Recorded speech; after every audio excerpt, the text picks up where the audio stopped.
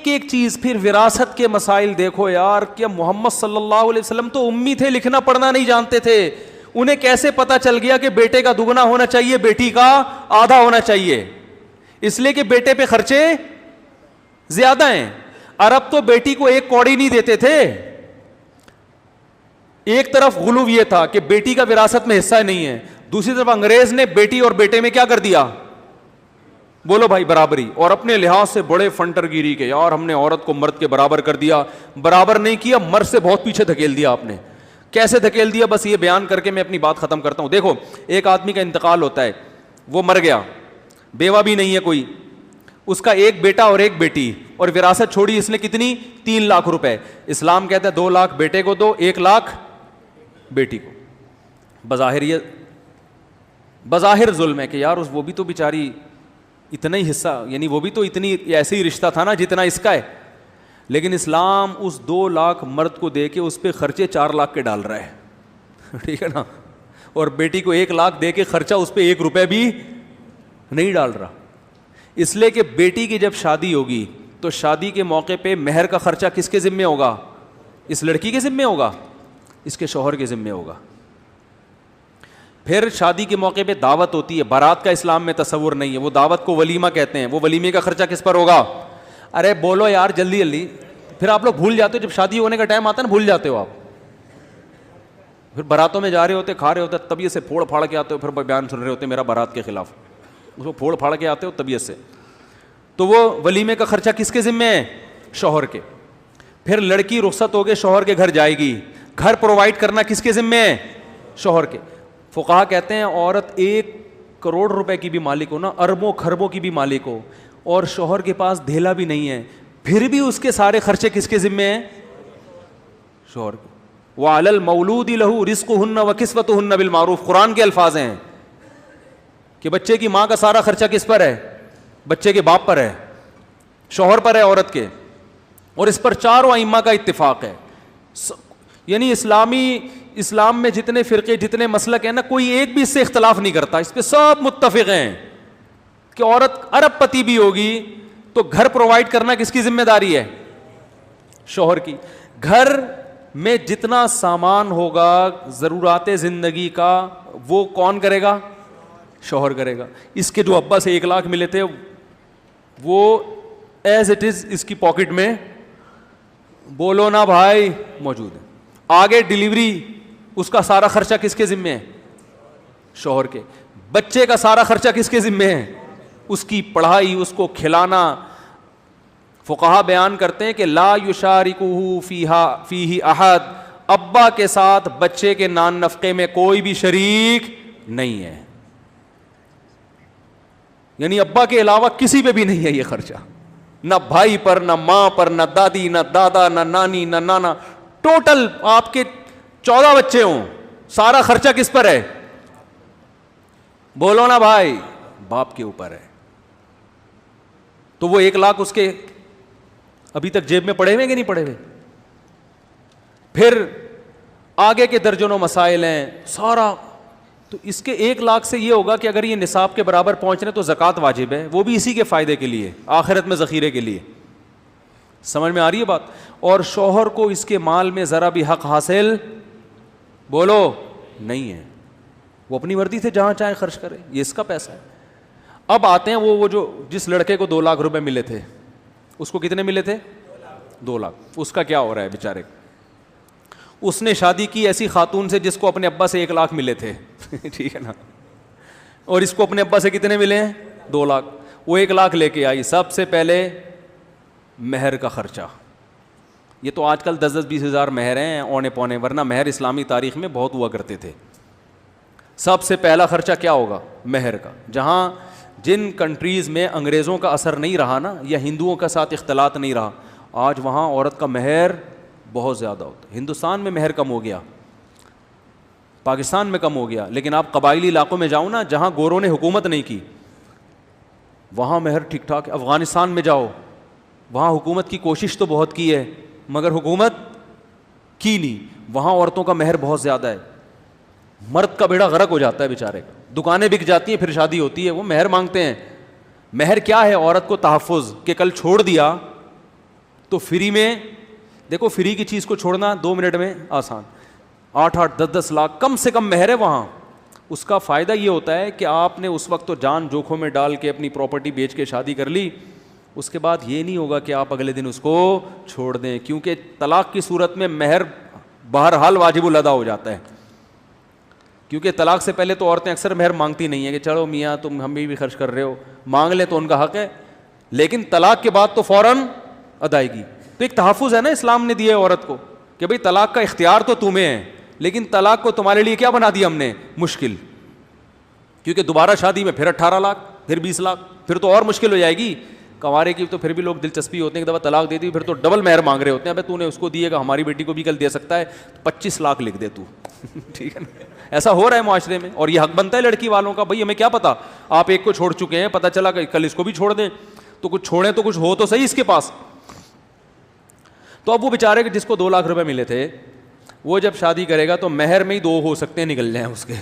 ٹھیک ہے نا, چلو نہیں نکلے, اس کے بعد نان نفقہ, پھر خرچہ, پھر بچوں کے اسکول کی فیسیں, بچوں کا سارا خرچہ.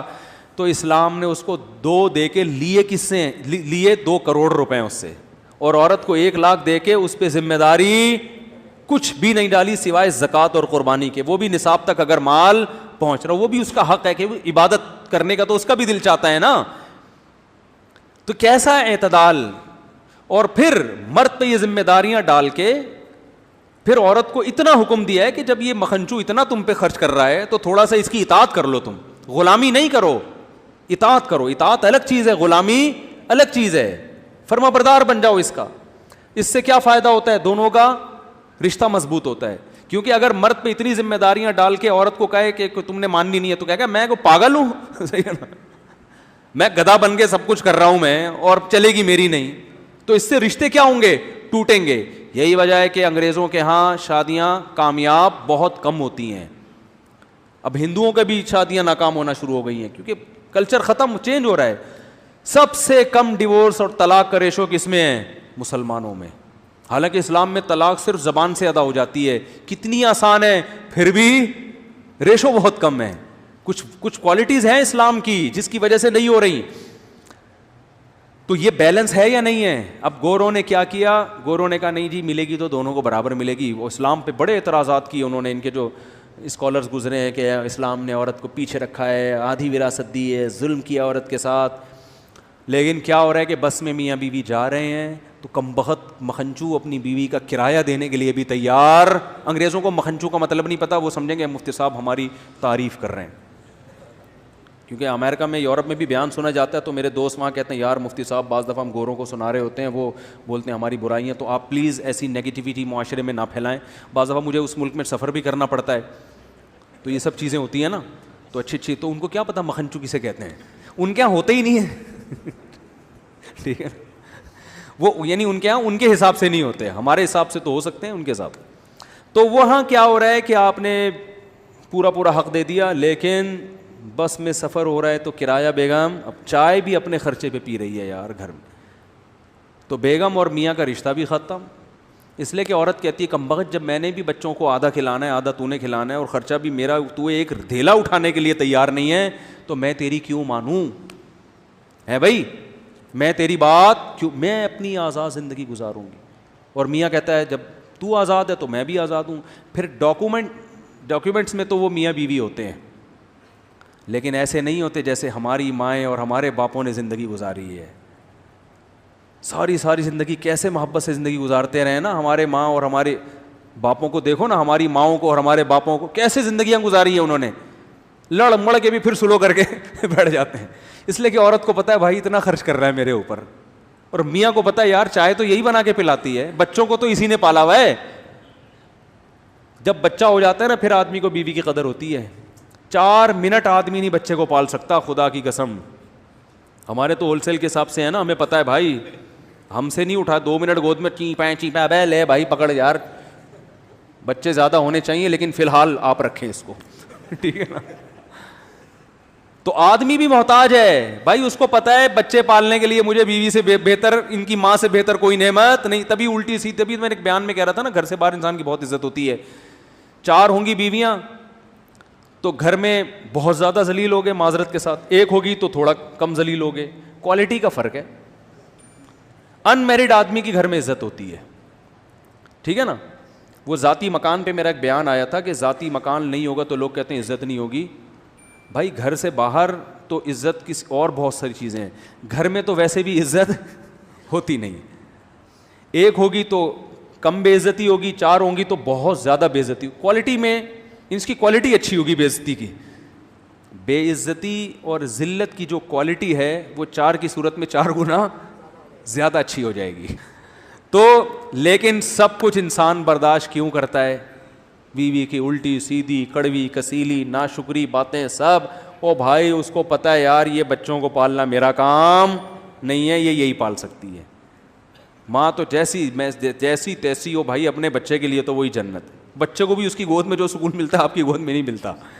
وہ تھوڑی دیر تک ابا ابا کرتا ہے, اس کے بعد اس کو وہ کہہ رہے یار وہ خوشبو آ ہی نہیں رہی ہے اس کی بغلوں میں سے, ٹھیک ہے نا. جو ماں کی بدبو اس کو کسی دوسرے کی خوشبو سے اچھی لگتی. تو نہیں پال سکتے بھائی, یہ مرد کا کام ہی نہیں ہے. مرد کھلائے گا, خرچہ بیگم کو کہے گا بیگم کیا چاہیے, تو بچے کو بھوک لگ رہی ہے تو میں باہر سے کچھ روٹی لا کے دے دیتا ہوں, دودھ لا کے دے دیتا ہوں, یہ کر لوں گا. پالنا تم نہیں ہے. تو اللہ نے ایک رشتہ بنا دیا نا. اب جب آپ ایک دوسرے پہ ڈپینڈ ہی نہیں ہے تو رشتہ کہاں گیا؟ صحیح ہے نا. اس کو کیا ہے, کاغذ میں ہے یہ میری وائف, بس شادی بیاہ میں ملوا دو یہ میری بیگم ہے, یہ وہ میرا ایک مکھنچو سا میاں پالا ہوا ہے میں نے, کم بخت ایک انڈا بھی مجھے اپنے پیسوں سے نہیں کھلاتا. تبھی طلاقیں بہت ہیں اور پھر پتہ نہیں کیا کیا ہے. وہاں سے میرے پاس کالز آتی ہیں کہ میں وہ یونین کاؤنسل میں ہوں, میں کاؤنسلنگ کرتا ہوں. وہ بیچارہ سارا دن بیٹھ کے کاؤنسلنگ ہی کرتا رہتا ہے, بیٹھ کے میاں بیوی کو کس طرح سے جوڑنا ہے. تو بس کاغذی رشتہ ہے, کاغذی رشتہ ہے. تو ہر چیز میں میرے بھائی اسلام نے بیلنس کیا ہے. تو بات میں جلدی سے بس ختم کروں کہ آپ کے پاس اگر آپ اسلام کو فالو نہیں کرتے تو سرے سے راستہ ہے ہی نہیں. ساری زندگی ٹکرے مارتے رہو گے, کیا صحیح کیا غلط کرنا کیا. یہ میرا بیان کئی ہفتوں سے چل رہا ہے لیکن اسٹائل تھوڑا سا ہر دفعہ چینج, کہ یہی تو سمجھانا ہے. تو اب میں مختلف الفاظوں سے مختلف مثالوں سے کھوپڑی میں اتارنے کی کوشش کرتا ہوں. چلو اس طرح سے نہیں تو اس طرح. تو بعض لوگ کہتے ہیں یار ٹاپک چینج ہی نہیں کرتے مفتی صاحب. اور بھائی ایک ہی بات سمجھ میں آ جائے تو میرا خیال ہے پھر یہی ٹاپک کافی ہے. لیکن کوشش کریں گے اگلے ہفتے سورہ قلم کی اگلی آیات پہ چل